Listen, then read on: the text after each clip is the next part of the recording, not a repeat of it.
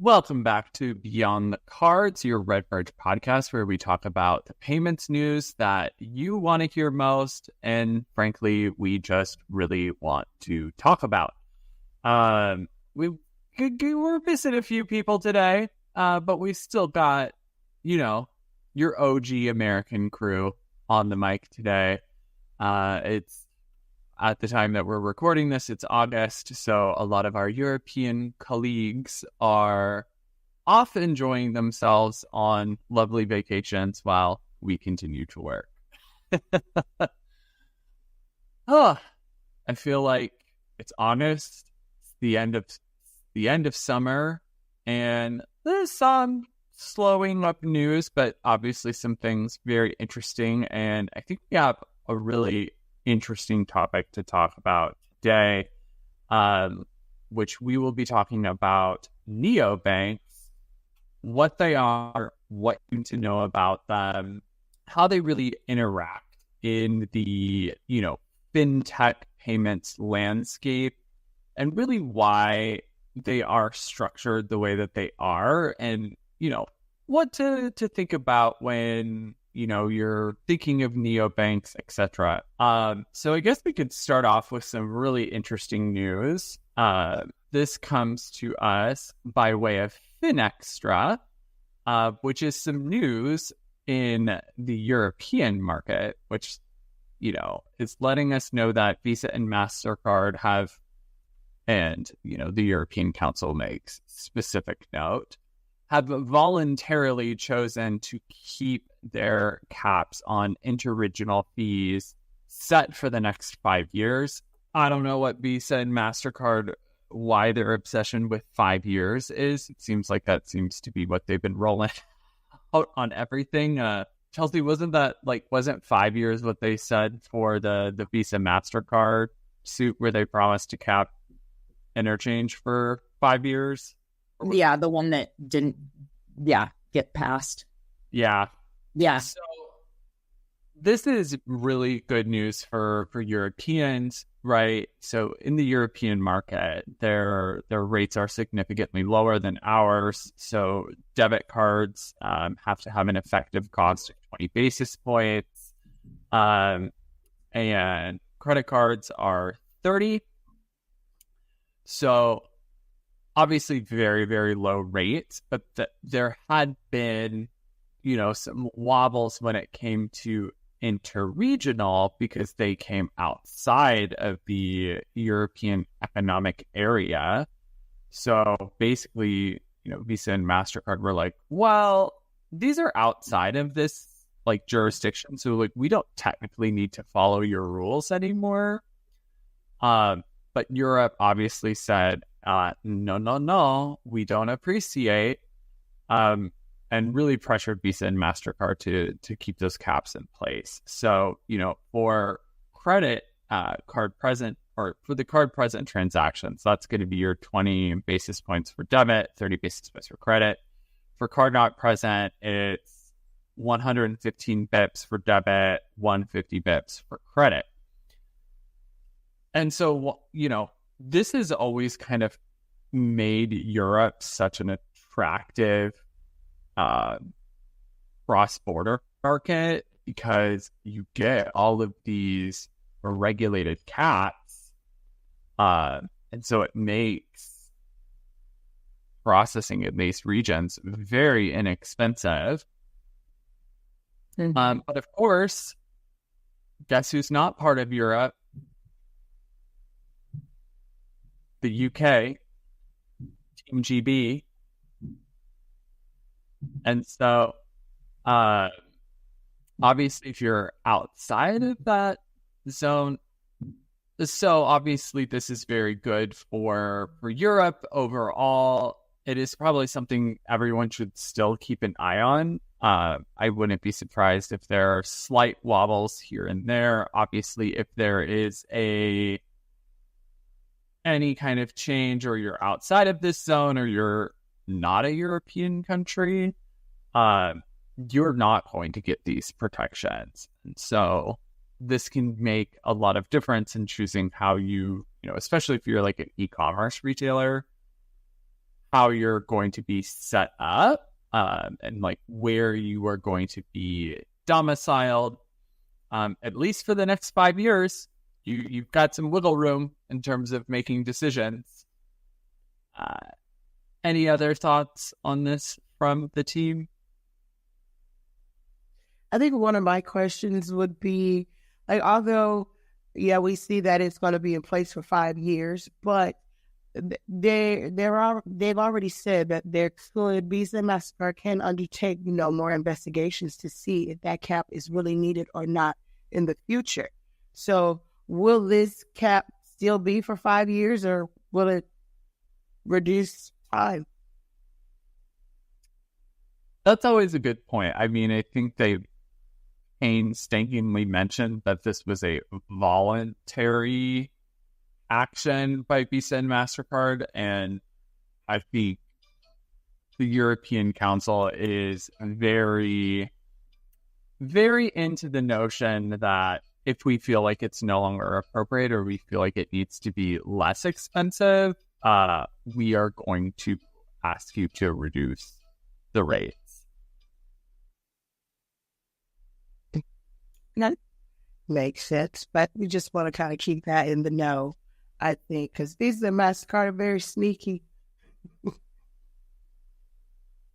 Listen, we love Visa and Mastercard. Don't hate on us. We appreciate voluntary actions in the right direction. But you could potentially solidify that with a little bit more agreement with the European Council. Again, this is always a really interesting place to see how competitive rates are in Europe compared to other parts of the world. Of course, there is, they do not have the reward system that we have here in the US, which, don't get me started on that. I feel like I have a lot of thoughts on rewards. Might be something we talk about in the very near future because it will not get out of my mind. But our next kind of topic is wildly fascinating to me. Yeah. So this comes to us by way of payments.com. And this is that Chase, starting in October, is actually going to start declining transactions using third-party buy now, pay later services if it's their issued card attached to the service. They have said that they are going to start enforcing this in October of 2024. Crazy. That is not that far in the future. And kind of their logic here is, we have our own buy now, pay later. So you don't need to use anybody else's because you can just use ours instead. I think that this is a very bold move. The article insinuates that other issuers are likely to follow suit. I don't know about that. I don't know about this. This kind of puts a cap on everything that you can use because, you have different limits on different third-party buy now, pay laters, and it's going to be different from a Chase only. And who knows, all merchants may not implement Chase buy now, pay later right away in October. Ding, ding, ding. I think that's the big piece here, which is there any integration piece that merchants then need to be aware of, right? Like, how do you differentiate this as a payment option, on your checkout? Does everyone now have to certify and integrate this as a payment method?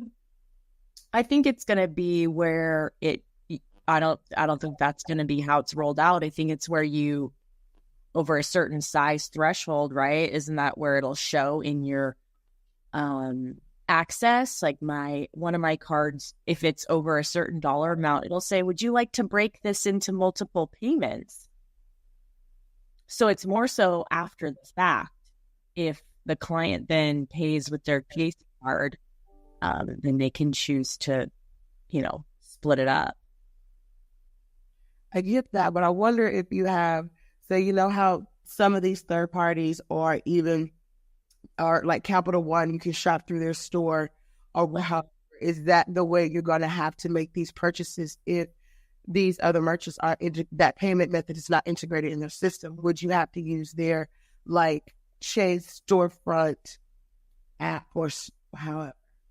Yeah. Back that up, Chels. So you're saying that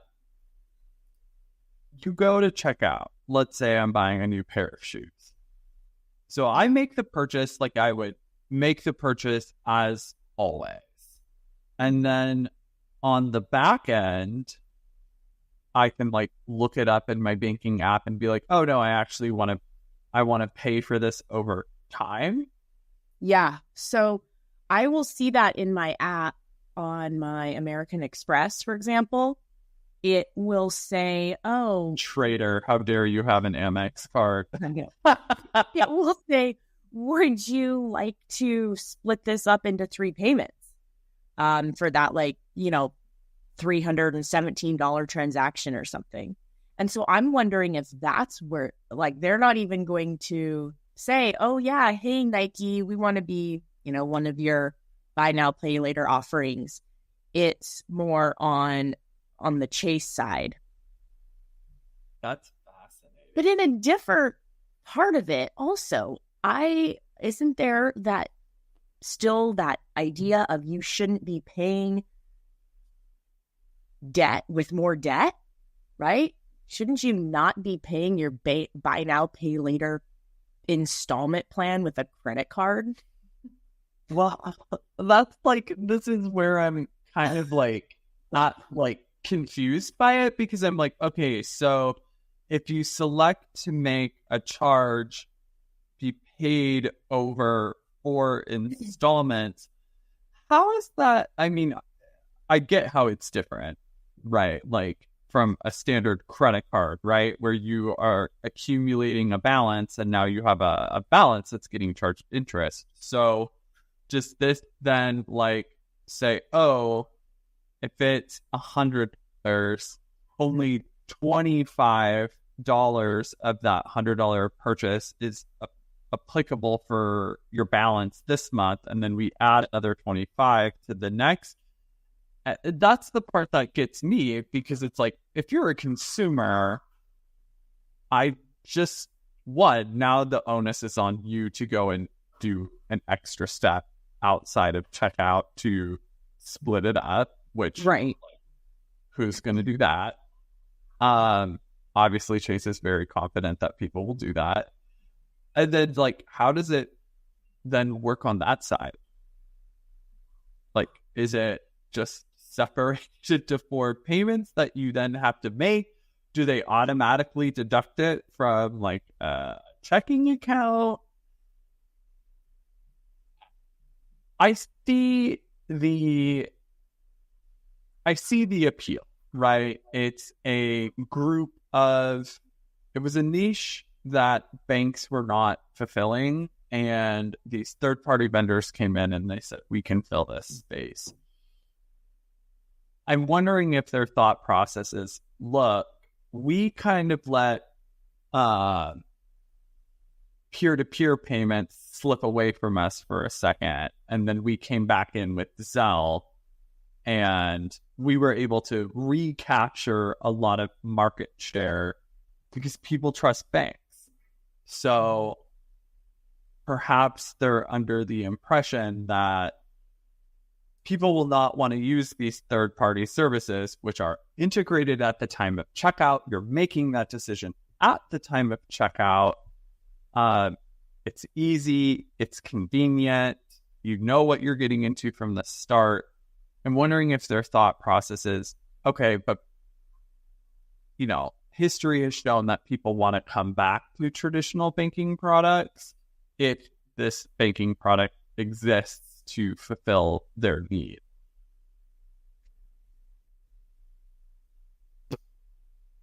I mean, good luck. Interested to see how it shakes out. I don't know if every issuer rushes to do this right away. I think it says that there's people interested in doing it, and it does reference that there are some interesting co-branded reward situations, which I would say is not an accurate proxy to everybody else. I'm interested to see how long it lasts. I'm interested because it's like if you're telling your consumers that they can't use any other buy now, pay later outside of Chase. So that limits also the consumer, because who knows what some consumers may not be able to get accepted in the buy now, pay later with Chase, but they're accepted somewhere else. But I can't use my Chase card that, that is my primary card. So it limits I see a negative pushback on that a little bit, but I also understand you're wanting to keep everything in-house and keep it in-home. I get that on the marketing perspective. Yeah, it's really the saying, you can't use any other service if you have our card part. For me, that's like, can you? I mean, you can use the service, you just can't make the payment with your Chase credit card. I mean, would that also limit debit cards? Yeah. But like, isn't that the whole point? Like, I mean, why you shouldn't even be making your buy now, pay later payment with a Chase credit card, right? Yes. Well, I mean, don't take my financial advice, but I mean, yeah, it's definitely a slippery slope in terms of, getting around the credit for credit type situation. But, just going back to like, oh, you can't not use the service, you just can't use a Chase card. That would imply that large swaths of the country employ multiple banking partners for themselves. And I think people pretty much just have one bank. So like, you're not going to have like I use this issuer for this credit card and this checking account, and then I have another bank for a different credit card and a different checking account. I think there are certainly people who have that, right? I'm not saying that those people don't exist.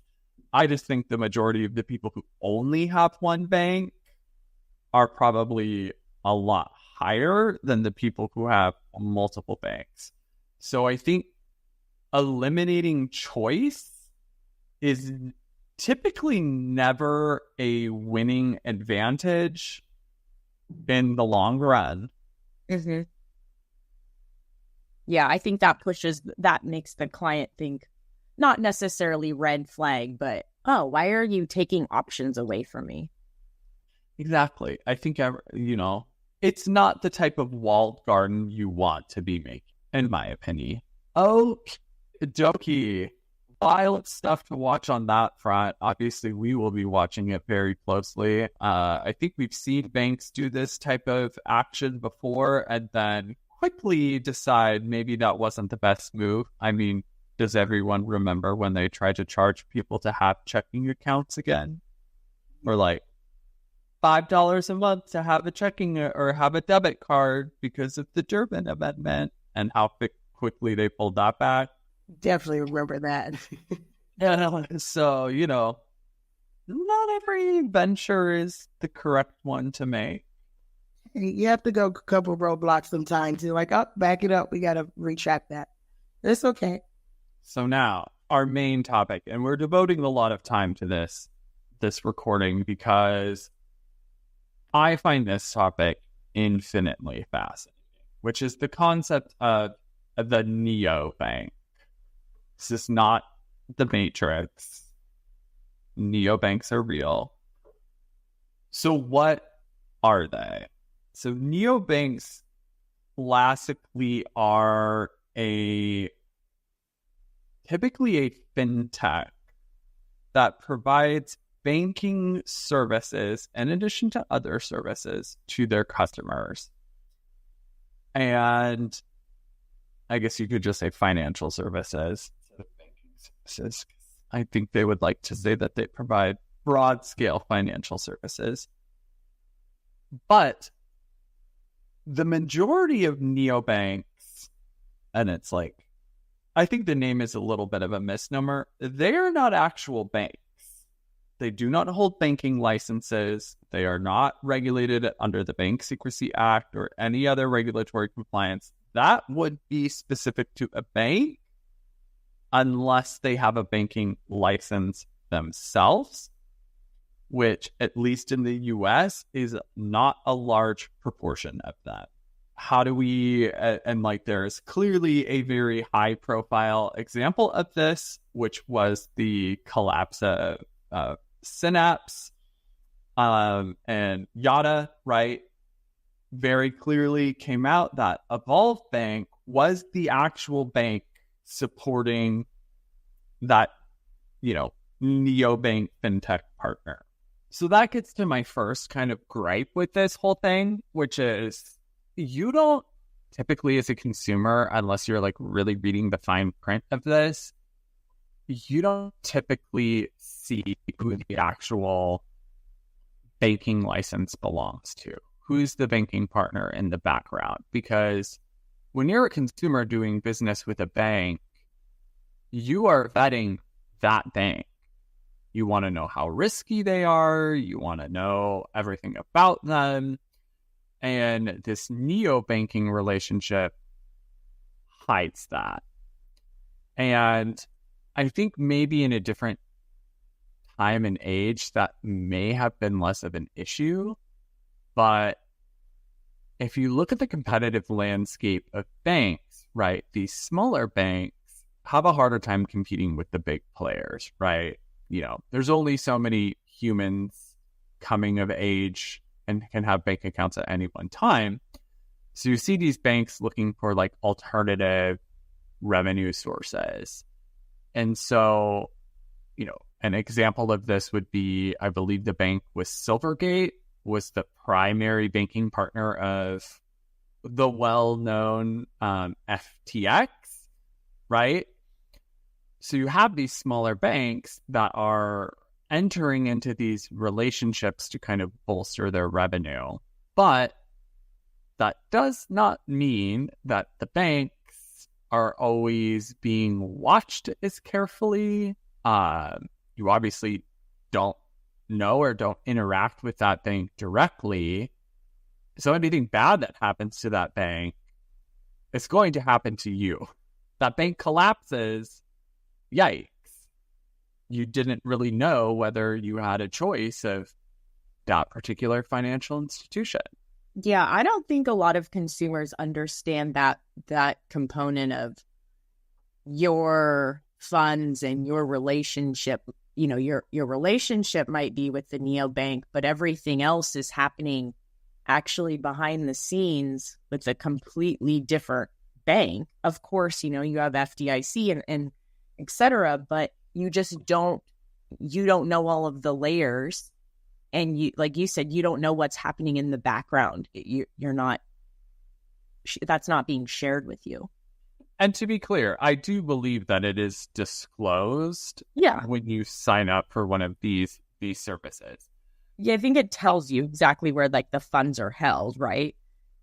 I think they legally have to, but I would say it's not as front and center as it should be, and it is not made explicitly clear as it should be made to the consumer of you are working with fintechs ABC, and as such, you agree that banking partner EFG is your actual bank, not us. I don't think that distinction's made that clear. I don't think it's made clear until something actually happens, and then that's when the problem starts when it comes to the neo, because like you said, it's not front and center. It's always in fine print, but it is told. At one point, I did use a neobank for my daughter, and I had to read the fine print to understand who was behind the actual banking and not on the forefront marketing the bank. So it is there. It's just I don't think a lot of people pay attention to it until something happens. Exactly. And I think we're getting closer to that conversation. Ooh. Because I think these neobank services are really being approached as like, it's so great that everything is online. You're not attached to a physical branch. Because there's no physical branch, there's all of these benefits attached to it. That is until something like a CrowdStrike happens. And, you can't access your money anymore because that connection is severed. Or what happens if you really need a new debit card, right? How does that get replaced? In some instances, you can just walk into a branch and they'll just issue you a debit card on the spot. So I think that while it can be really great to have this digital first mentality and, hey, I can just use my phone for everything. I don't really need these traditional banking products, or I can just hit a button in the app and it's going to send me a brand new card. That all depends on you have electricity, you have internet, you have a smartphone. The connections between all of these players there are no errors, there's no outages. I don't think they tell consumers that risk. Hey, you are using a digital first product, which means the internet's kind of a super important thing for us. And I don't know if there's any regulation or anything that says, neobank providers have to have a certain level of redundancy to ensure that consumers are not cut off from being able to access their funds for a certain period of time, right? Like, what's the SLA on that? And I say this being somebody who is like well over 1,000 miles removed from like the closest physical branch of my bank. Oh, wow. That's a long miles away, but I understand. I did the same for a long time. I'm just still on the fence of neobanks, I get it, and a lot of Gen Z use banks. They're marketed to the millennials that are after us. Even though we had some, but they're more popular now. And I think that it kind of gets people started within the financial world, in a sense, without all of the hassles that you have to go through with getting with a physical traditional way. Jasmine, are you implying that neobanks have more risks than a traditional legacy bank? Hey, have you seen some of these commercials? Hey, they win you over. Their marketing, look, who's behind their marketing is Gen Z, okay? They will market you to death. They're always on, social media. They have their ads there. So neobanks are getting pushed more strongly than the traditional. So and I think it's up there. The aura is mighty. Us elder millennials trying to use the young people speak. That brings up a very good point too, right? Which is there are certain levels of regulations when it comes to marketing of financial products. The regulatory concerns about anti-money laundering, and also the fact that the regulatory system in the U.S., specifically speaking about the U.S. neobanks, by the way, not a U.S. thing, they exist globally. The regulation just hasn't caught up. So there are so many gray areas of embarking into these relationships that give me pause because the laws are not really designed to cover these types of financial services in the way that they're being offered today. And so it's one of those things of like, maybe don't put all of your eggs in one basket. Maybe here I am now promoting that every American has more than one bank. But I think if you're really pro neobank, I do think you should probably have a traditional bank somewhere in your mix to diversify your risk. Yeah, and I think a lot people will not recognize that until something goes haywire, right? And that's when you wish you had that other method of communication or point of contact. As much as nobody ever goes into a bank anymore, just having that security, I think, gives you a little bit more, even if it's just the peace of mind. Right. And I think going back to that, I think one question that I have for anyone, what is it that you trust more than a neobank than you would trust your traditional bank? I can go in a traditional bank and speak to an actual person and get everything that I need right there explained to me. But a neobank, I can't physically go in and do anything. I don't understand how you can trust a neobank more than a traditional, but I see a lot of people going towards neos than a traditional. And so that is a question that I've always asked and I've always wondered. Especially when it comes to things like AI, machine learning, algorithms, right? Like, again, there's probably little regulation about what they are allowed to show you and what they're allowed to promote to you. And it gives me a pause because, one, and I'm at the forefront of this, AI machine learning has no fidelity, right? It takes a very smart person at the helm to teach these algorithms how to do the right thing.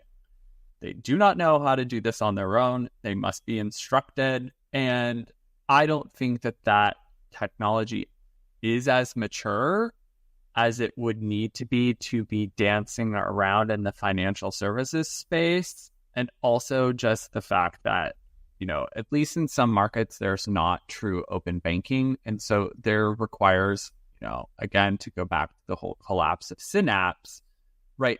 It requires middleware in between the two parties to connect often to a traditional bank. Again, where the neobank does not have its own banking license, you are totally on the hook for whatever that middleware is doing. Now, I'm not implying that everyone is doing nefarious things, but there is no regulation to tell you that there couldn't be impropriety within those connections. So again, it's like one of those things of do your research, understand how these things work, because their connection points are not super strong. And there's no one really watching them. So now let's get to the other topic I wanted to discuss, which is how do they pick their financial partners, right? How do they pick what actual bank is going to be the, actual licensed bank providing the true financial services to these customers, right? I've been leaning, this is tinfoil hat me, so these thoughts and opinions are all my own. I think they pick really hungry, small regional banks that are probably more willing to move faster with them and take more risks than your traditional banks. But I also think they like banks with under 10 billion in assets. Why do they like banks with under 10 billion in assets? I think because they want to be able to not charge regulated debit rates. And they want that additional revenue on debit cards to fuel up some of the savings initiatives that they have, to fuel up maybe some gamification across their services. I think they have revenue sharing partnerships with those banks. Who's getting on board with my theory? I mean, I the same thing because one thing I found that a lot of neobanks use the same financial partner. If you look in the fund, I mean, that was what was so interesting about the collapse of Synapse was how many people were using Evolve. right? I was like, wow, are they really that big? But could they really support all these neobanks? And they're one of the ones that are having a lot of issues. But I mean, that's a good question of how do you choose? Like, what is in the criteria of you choosing to back these neos or for these neos to go out and pitch to the financial partners, hey, can you back us up X, Y, and Z? And this is our threshold. So I'm curious. I want to be a fly on the wall in one of those meetings. Absolutely. I mean, get us in the room. Anybody who wants to voluntarily include us on conversations, please reach out. Yeah, because I mean, you have to have some competitive advantage. And a lot of these competitive advantages are like, oh, we can get you your paycheck faster. We can get you this faster. Or you have more access to peer-to-peer payments or other, maybe potentially ETF trading, etc., all merged into one. And it's what I generally like to call like API spaghetti, which is, I'm sure it works. And I really hope the connections are all very clean. But when you start stringing a whole bunch of different services together that all operate on different APIs, there's unified language here, the opportunity to cross wires just increases with each new additional feature, each new ad. And that worries me. And, I think we have an article here that's talking about neobanks in the UK where they're projected to actually surpass legacy banks in Q1 of 2025. What neobanks was that? Okay, first of all, this is just, we love the papers, great reporting organization. Something that's maybe not as well highlighted in this is, and they're relying on the groups that prepared this, which is, I'm sorry, downloads don't necessarily equal active users. And so if your data source is simply downloads, I don't know if that's the most accurate metric to really keep track of active users on neobanks. Right. Yeah, I was like, what if they just downloaded just to see, or they didn't think what it really was, and they're like, oh, and they delete it again. Like, you can't really go off, because it's been downloaded from a Google Play Store or an App Store, because is it actually being used? You don't know. Just download it on a phone. Exactly. I'm like, and downloads and user counts, I have to imagine, are all self-reported to some extent, or there may be some model that says, per every 100 downloads, there's data shows there's only like 2 or 3 active users from the download. Maybe that's something that's being discussed here, but like I would like to see more actual data of true active users.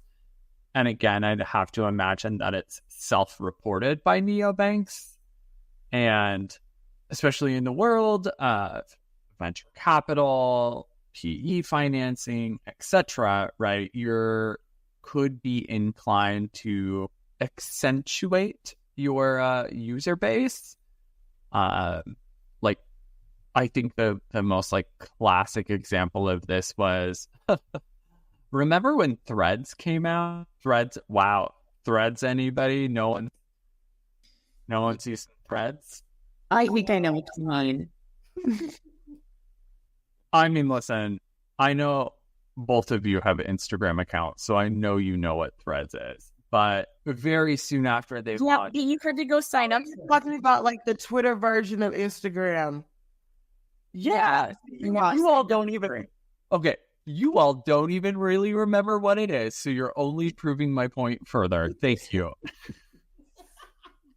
Yeah, Instagram was like, hey, if you want to keep your username on our Twitter, which I will continue to call it Twitter, although it is technically X, if you want to keep your handle, which for a lot of people, especially since we've had Instagram, like I think since 2008, I think it came out in 2007 or 2006, you want your same name, right? So you don't want someone else to go like take your name. So what did we do? We all signed up for Threads, and like I've not used it once. That's a lie. I've used it multiple times, but I don't think I've used it in the past like 8 months. Mm-hmm. I haven't used it at all. I've never used it. I've never used it. I see that it's there on my social media, and I see some stuff that is advertising back and forth on the social media, but my thread is empty. There's nothing that upsets me more when I click on something that was accidentally Threads, and then it opens that app, and I'm like, oh, get away from me. And it wants you to download it? Well, I already have it downloaded. Yeah, I have it downloaded too. I don't use it? Use it. I don't use it at all. Just like I don't use Twitter, X. I don't use none of that anymore either.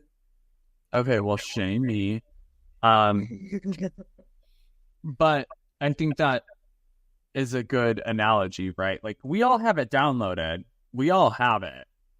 None of us are using it. So I think we have to be a little bit careful of how metrics are shown, because, I read this article and I was like, this doesn't really mean anything. These are just downloads. Who are the active users, right? Like, I think a better, Well, and I even think you could get further into the weeds in terms of your user base. And, do you have people registering because they want a certain account with a savings rate, and then they realize, yeah, I did this myself, and then it was so difficult to get the account set up that I finally was like, forget this, and I just got the same thing at my actual walk in the store bank. So what's your user base? And then of those users, you can even go into further detail to compare. Yeah, and like thinking a more accurate metric would be like payments conducted from neobanks or total assets held by neobanks. I think that's a far more accurate comparison of how influential or how much they're being used as compared to traditional banks from a consumer perspective, because, just counting downloads doesn't really do anything, in my opinion. I mean, I have a Netflix account. I also haven't watched Netflix for like a year. I'm still not going to cancel it, but I guess I get counted in that metric even though I haven't really watched anything. So this is one of those situations where the interpretation of the numbers matter, and this to me doesn't really tell me anything other than people downloaded something. True. That is definitely true. Like, what criteria within that download? And I'm sure there's more to it. It's just they use the term downloaded. I'm sure they've used every time someone opened the app or something that is included in that matrix. So it should have been very, very. They should have elaborated more on that downloaded quote. Yeah, and I mean and also when I think of neobanks, my mind probably goes more to like Brazil, where neobanks are very active in Brazil. It's kind of one of those markets where I could see neobanks being more successful in countries that rapidly have come to prominence, so like emerging markets, places where smartphone penetration and internet penetration have come rapidly. more so than maybe the advancements of their traditional banking sectors. So I can, I see the value in that. And I do think that for the most part, they're not that terrible. But I also think a lot of those players actively seek their own banking licenses. And maybe that's the judgy judge criteria of it all, right? Like, does your neobank have their own banking license, or do they have somebody else's? I guess I just also, aren't traditional banking apps pretty good? Yeah, I mean, I wonder what the biggest selling factor is for the neobanks. Like, is it one specific product that they're drawing people in with? A lot of them are advertising early direct deposit. That's what you see a lot of them advertise. 2 to 3 days, which a lot of traditional banks do the same. But I do know for a fact that is one of the marketing aspects. It's that can catch people, along with the whole credit building at the same time. There's a lot that I've seen that can catch the eye of a consumer. But when you've been in traditional banking for so long, I'm I could do that there. So what is the difference? What is the benefit? What is the pros and cons here? We should have polled our office on who they use. Not, should have. I would be curious. I'd be curious to know too. Maybe that'll be our homework, and we can report that back. Or how many people use neobanks outside of, or who uses both? Yeah, and why did they sign up with them? My buddy just sent me a screenshot, and I was like, wait, you use a neobank? He is a digital nomad.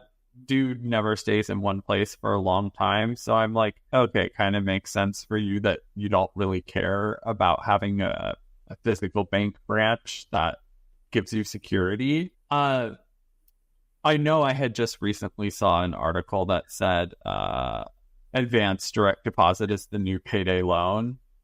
I should find that, because that always interests me as well.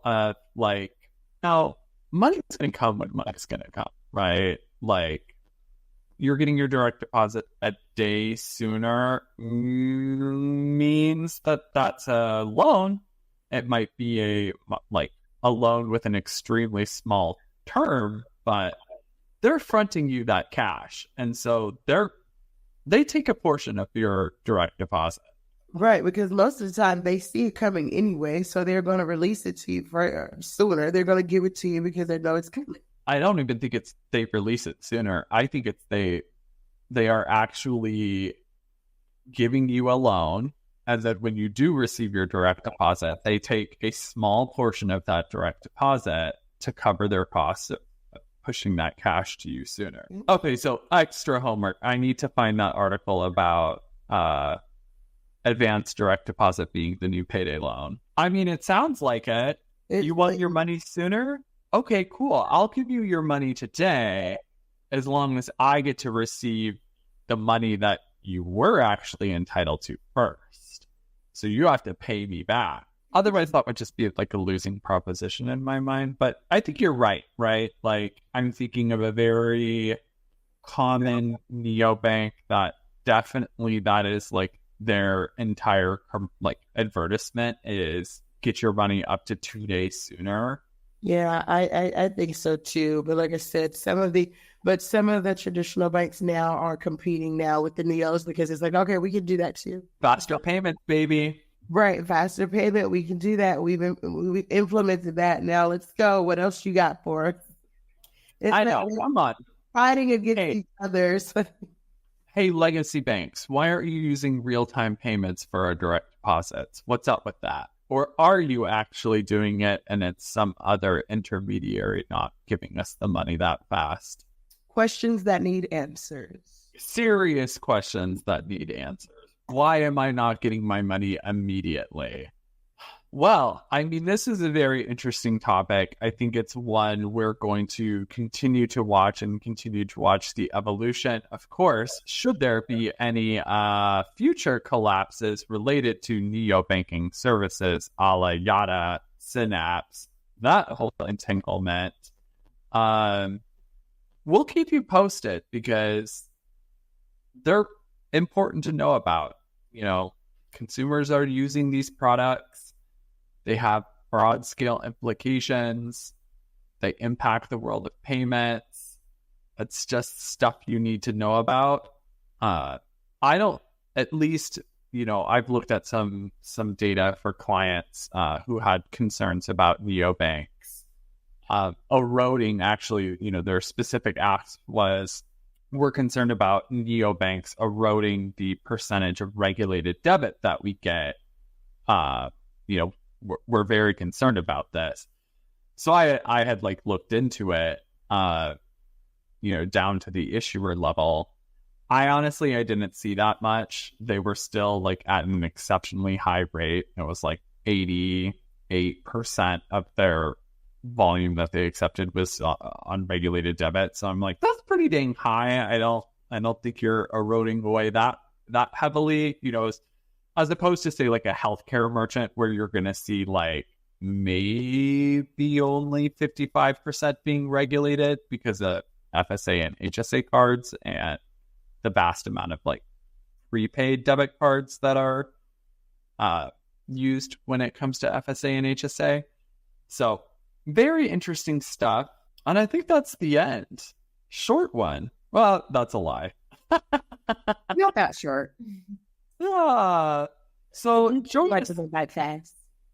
I know. We have a good time. And by the way, I'm really thinking we're going to discuss this whole rewards card program or rewards card issue for the next one because it's literally been eating away at my brain ever since I thought it into existence. And I definitely think we need to have a very long conversation about America's love of rewards cards.